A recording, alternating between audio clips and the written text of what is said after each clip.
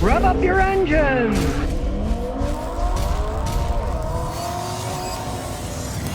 Hi, Scotty, why do they keep these crappy companies going instead of letting them die? I wonder that myself. You know, guess what?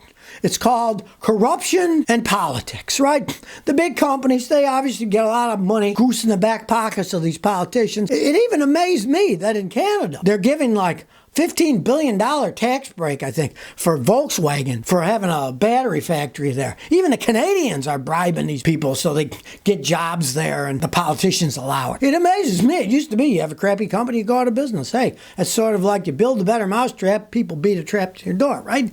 And if you build a crappy one, guess what? You go out of business. And it should be that way, but they're too big to go bankrupt. You remember both GM and Chrysler went bankrupt. Ford didn't, but GM and Chrysler did.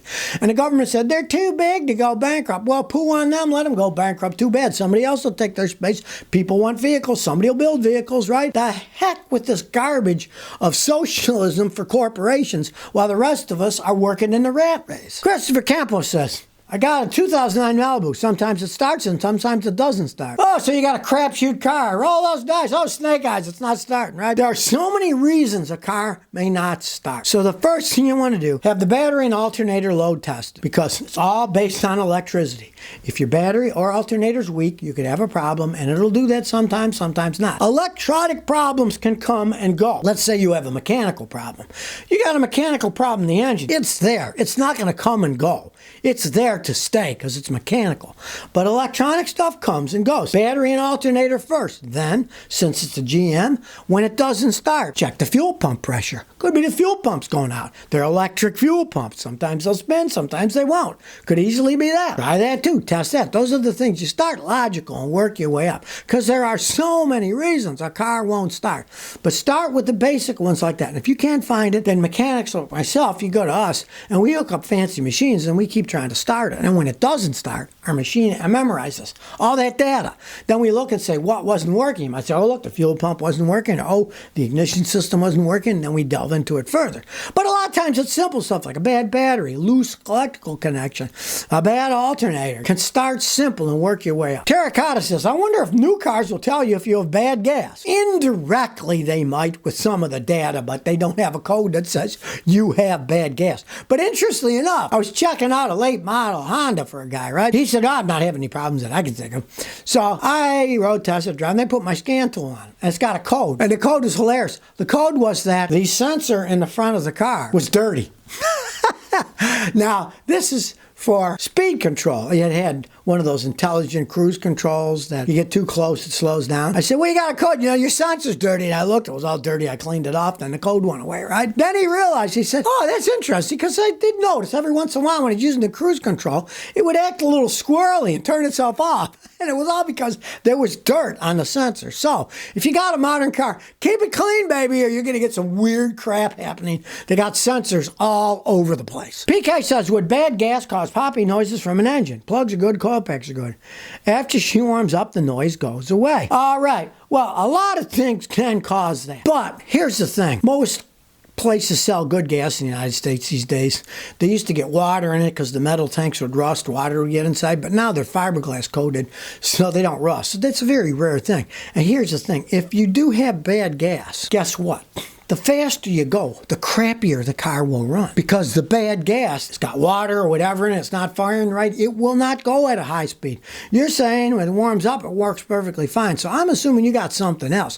Maybe you have carboned up valves. Maybe something's going on with the fuel injectors. But bad gas, the faster you go, the worse it's going to run. So I really doubt that gas is your problem. Check stuff like the fuel filter, the pressure on the fuel pump. You know, make sure that the mass airflow sensor isn't dirty and that the air filter's not clogged. Here goes, he says, Scotty, I'm curious, what cars you worked on when you started as a young mechanic?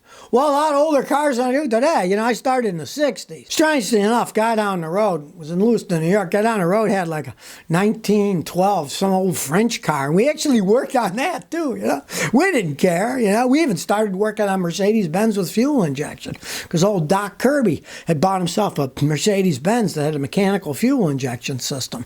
Even though it was gasoline, it wasn't a diesel. And that was a pain to learn how to do that. But it was like a challenge, you know. So we worked just about anything that came by. We didn't care. care. School bus came in, I'd fix that. Didn't really matter. It's more interesting. Of course, back in the days, all cars were somewhat simpler, so they were easier to fix. You needed less tools, and you didn't even have computers to plug in to analyze them, so it was an interesting challenge, you know? Painful Average says my 2000 Silverado with a 6-liter has piston slap when it's cold.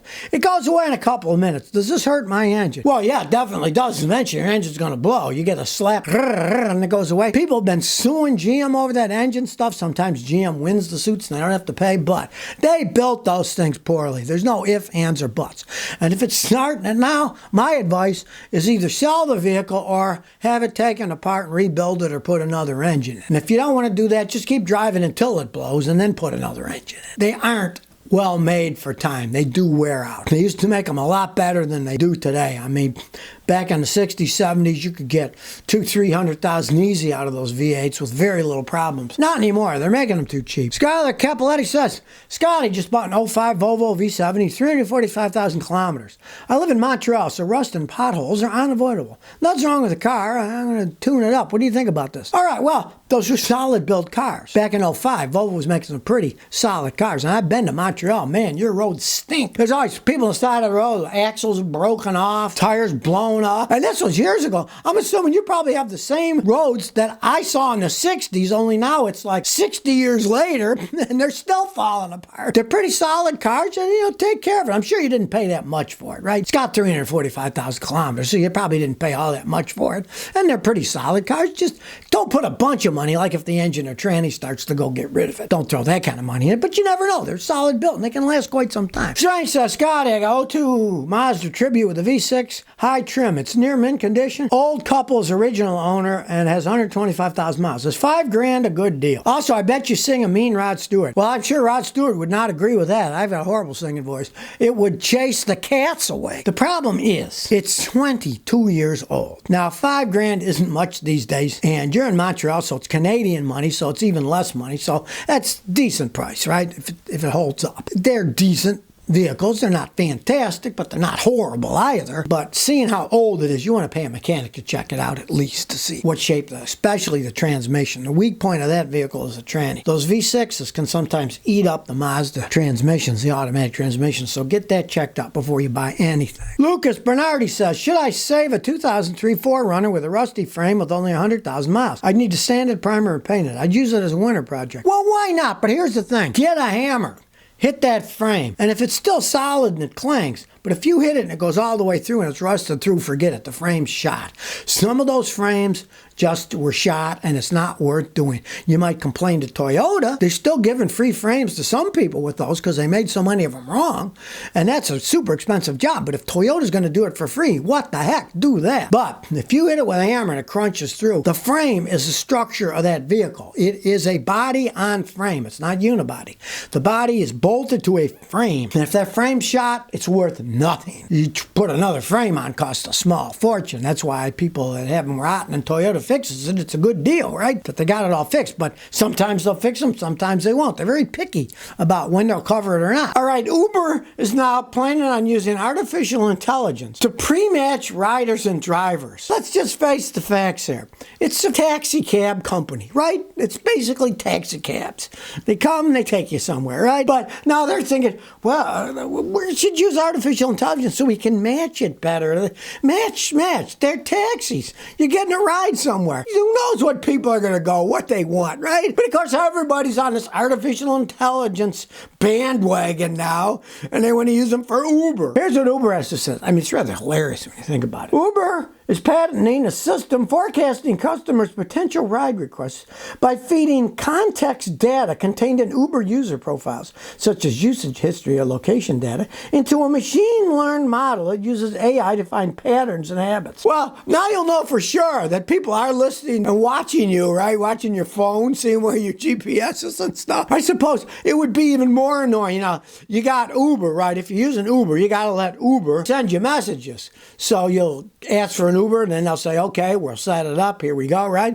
Well, I can imagine probably every 10 minutes you get an Uber thing. Do you need a ride now? Do you need a ride now? Do you need a ride now? Another annoying thing that can bother us all to try to sell something, in this case, Uber rides. Artificial intelligence goes too far. If you're a fan of the old Red Dwarf English science fiction series, they had a character called Toaster. It was an artificial intelligent toaster. And no matter what, when people got near it, they'd say, do you want a piece of toast? Do you want a piece of toast? And it wouldn't stop. So the guy threw it down the hamper all the way down into the garbage dumpster in the end because he couldn't stand being annoyed. You imagine if you do Ubers and you got Uber giving you notifications. I could see every 10 minutes, do you want to ride here? Do you want something to eat? Do you want to go to the movies? What do you want to do? Things sometimes go a little bit too far here. So if you never want to miss another one of my new car repair videos, remember to ring that bell.